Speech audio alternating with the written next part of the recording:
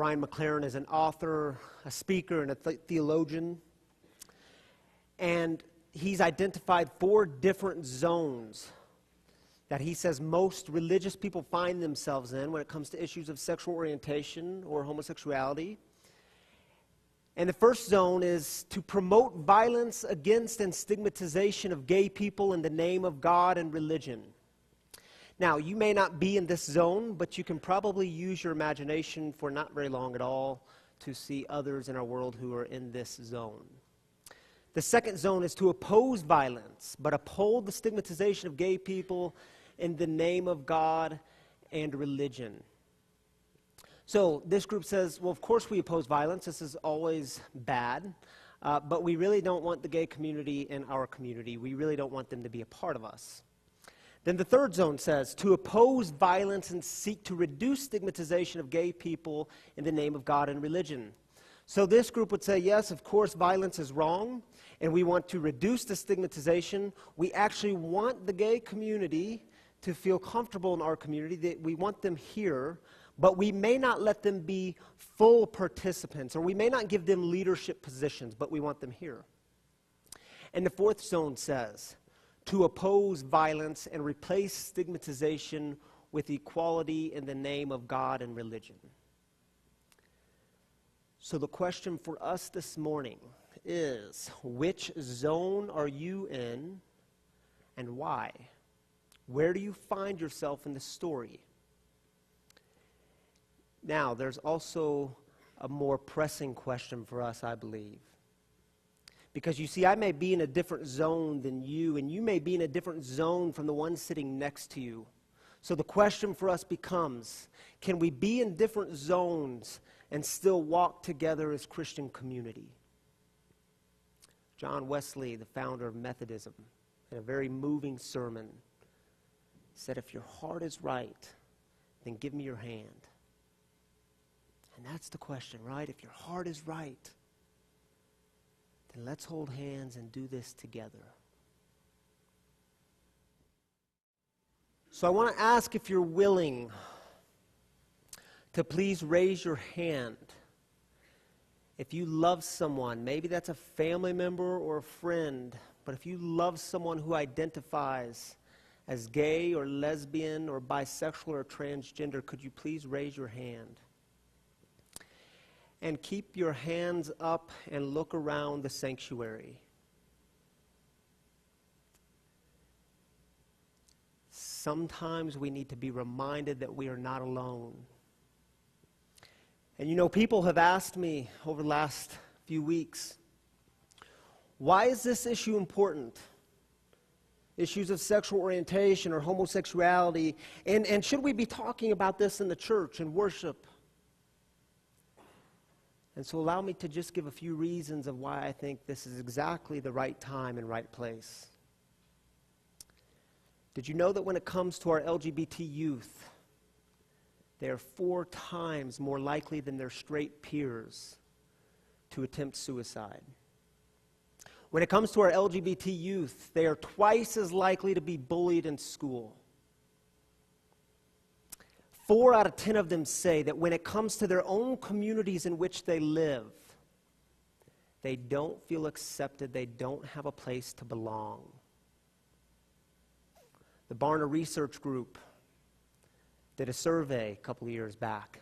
They surveyed 16 to 29-year-olds, completely unchurched, no church affiliation. 91% of them said that the phrase anti-gay accurately describes present-day Christianity. Something tells me God welcomes the conversation. And so I want to begin the conversation by sharing with you my story of how I shifted zones, how and why I shifted zones. And I think most of you know that I was raised in a pretty conservative evangelical Christian culture.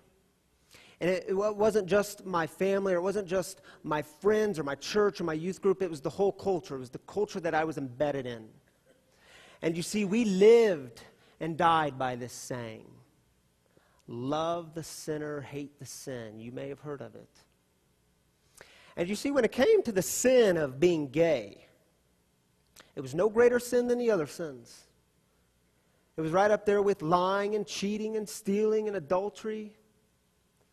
But the truth is, for us, it was just the grossest of the sins. You see, I can imagine lying and cheating and stealing, adultery. But the romantic touch of another man, couldn't imagine it. And yes, when we peered into the gay community, it was all about the sex. They were just hypersexualized beings. We didn't know them. You see, in this phrase, love the sinner, hate the sin, it worked just fine for me until about midway through my college career, when one of my best friends came out of the closet to me. He said, well, you know, right? I said, no, man, I don't have a clue what you're talking about. Come on, man, you know by now, don't you? Man, I'm clueless. What are you talking about, Trey? I was so naive. He said, well, I'm gay. And in my mind, what I said is, no, you're not gay. Man, I have prayed with you. I have worshiped with you. I've sat in church with you. We've shared meals together. I know you. You're not gay. Because you can't be gay and be Christian, and I know you're Christian. And you see, the thing is, no one wanted to be straight more than Trey. He asked me to pray with him and for him. He asked others in our dorm to pray with him and for him. And we prayed for months. And we were certain that God was going to fix this, heal him of his sickness, cure him of his disease, if only Trey would surrender enough. And months went by, and Trey was still gay. In fact, the only thing that might have changed was the amount of shame we placed upon him and guilt. And you see, he made this really bold and courageous move. He felt bad enough. He went down to focus on the family and spent months in reparative therapy. And after months, he came back. And the thing is, nothing changed. He was just as gay as when he came in. And he started saying things like, well, maybe you just can't fix things that aren't broken. But you see, it was hard to see my friend go through this kind of pain. Losing family, friends, having a community turn on you. And you see, after a while, you just start thinking, God, either you're just kind of cruel, or there's another way to understand this. And you see, during that same time, I found myself in kind of a bad living situation, and I needed a place to live. And I was at the gym that morning, and I ran into a buddy. And I just mentioned in passing, I said, hey, man, I need a place to live. If you know of anyone looking for a roommate, keep me in mind. And he called me later that evening. He says, you know what? I've been down in my basement. I only come down here to do the laundry, but I've been down here cleaning, and it actually looks pretty nice, and there's a bed down here, and if you want the basement, it's yours. And I said, sweet. And I moved in the very next morning. Now, here's the thing. I had had a gay friend by this point, but I had never lived with someone who was gay. Now, he's still, to this day, a very dear friend of mine, and so we can laugh about this now. But on the day I moved in, I had all sorts of fears and stereotypes, and I was thinking to myself, how wild is this going to be? Like, how wild are his parties going to be? And what will I be walking into in the living room? And how many random guys will he be bringing home at night? And let me tell you, it got absolutely wild. Here's how wild it was. He was in bed every night before the 10 o'clock news started. He was awake by 6. He went to the same coffee shop every single morning. After that, he went to work. And after work, he went to the gym. And after the gym, he came home. And he talked to his dog, Roosevelt, in all sorts of weird and silly ways. The ways that I now know are the same ways I talk to my children when I walk into the door.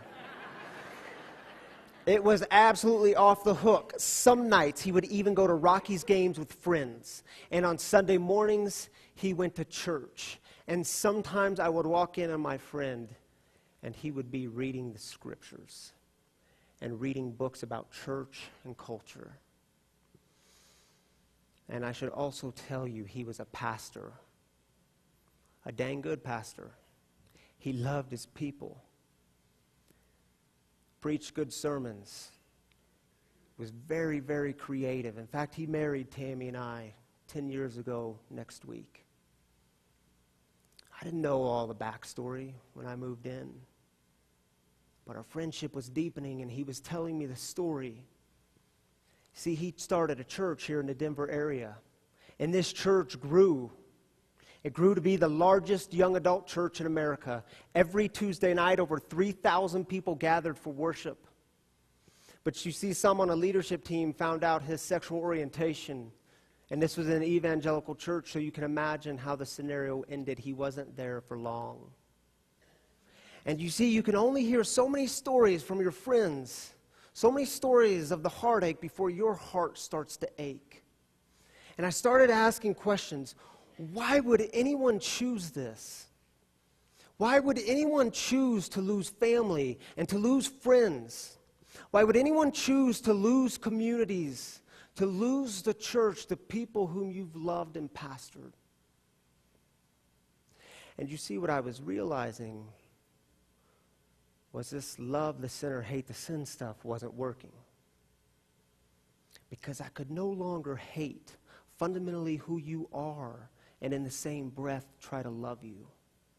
It wasn't working. It made my heart all torn. It made me feel distant from God the Creator, not closer. And I wasn't so sure it was a sin anymore. I wasn't so sure these people were against God and God was against them. But see, I still had this major problem. As an evangelical, as one who was rooted in a love for the Scriptures, and by the way, I still have the same love for the Scriptures, but as one who was rooted in the Scriptures, what do I do with all those seemingly anti-gay Bible passages? And you see what I did?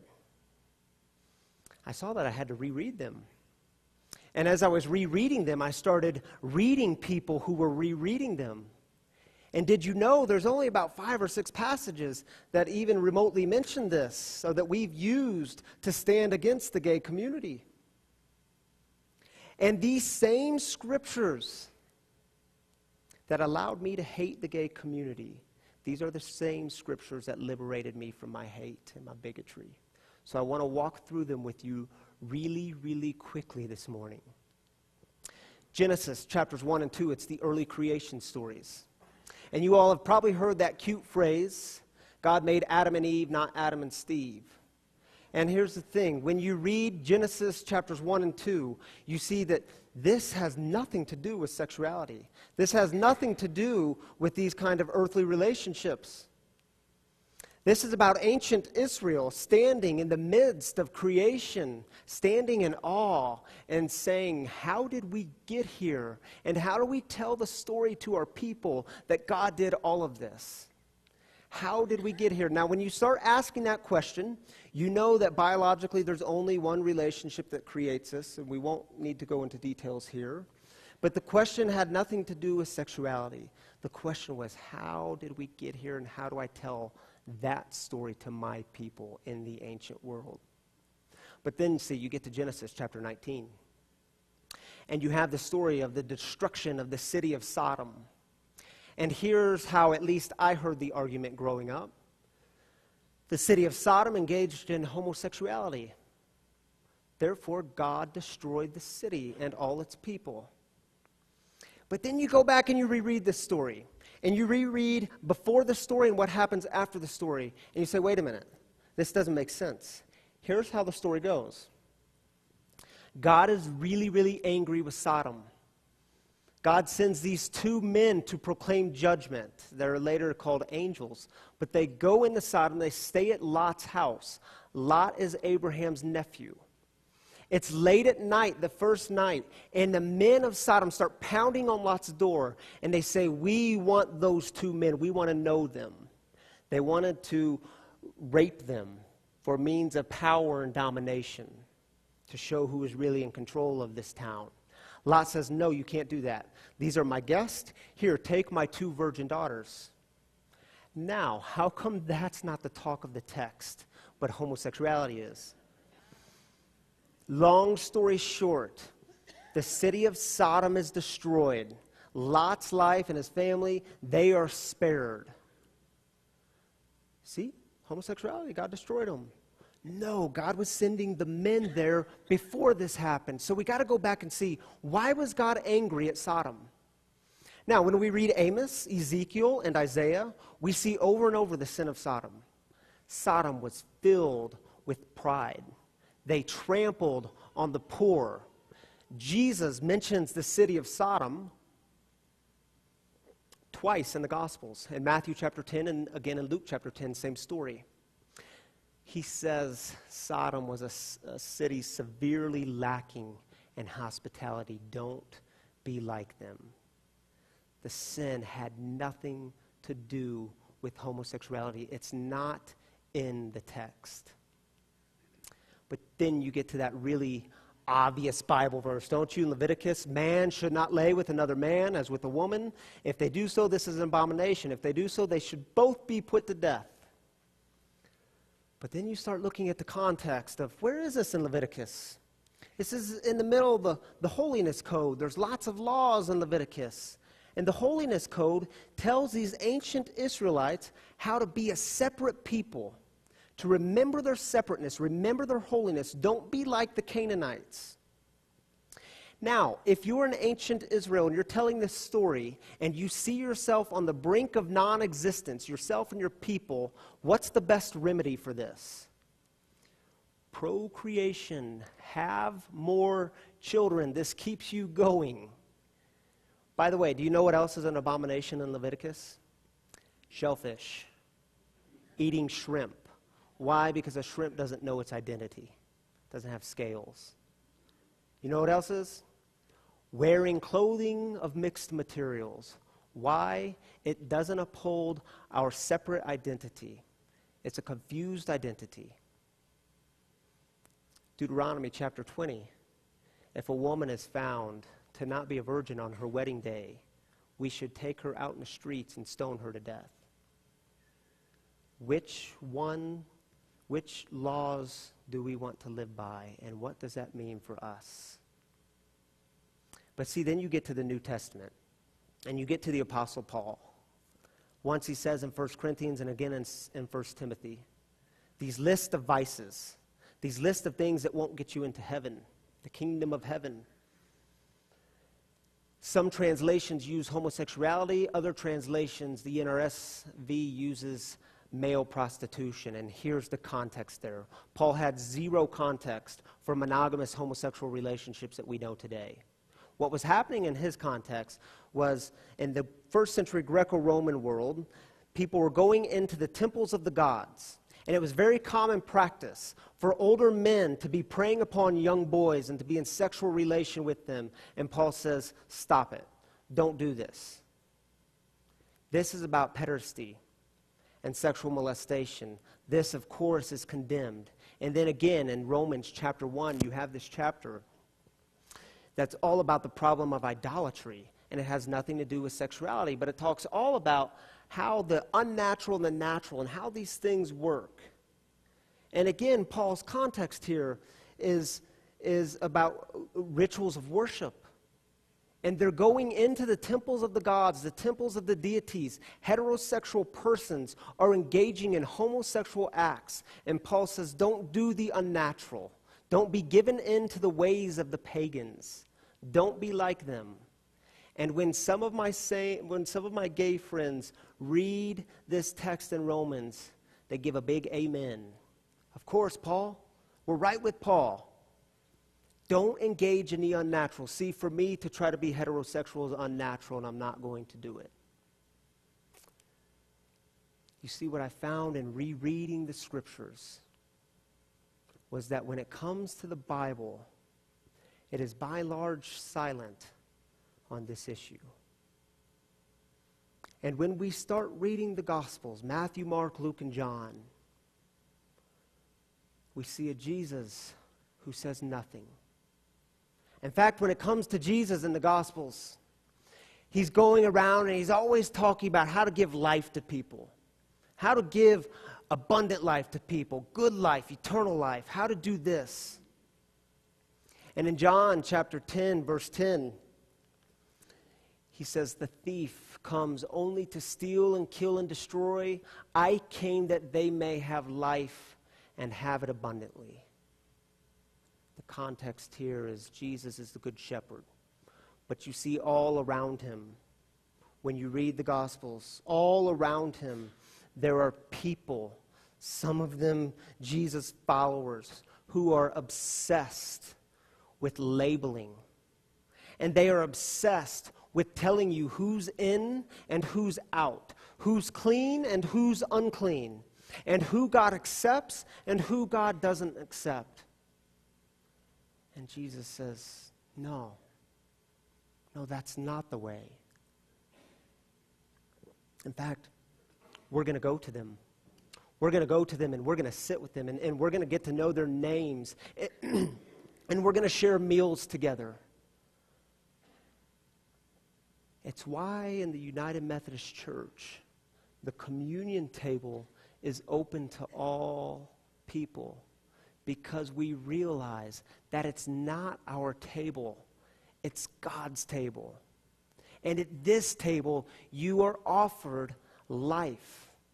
When you receive the bread today, you'll hear the words, the bread of life. And for those who are 4 times more likely to attempt suicide, do we hear Jesus saying, I came that they may have life. And for those who are twice as likely to be bullied in school, I came so that they may have life. And for the 4 and 10 who say they're not accepted in their own communities, that they don't belong, I came that they may have life. And for my friends who are still rejected and kicked out and pushed out, I came so that they may have life and have it abundantly.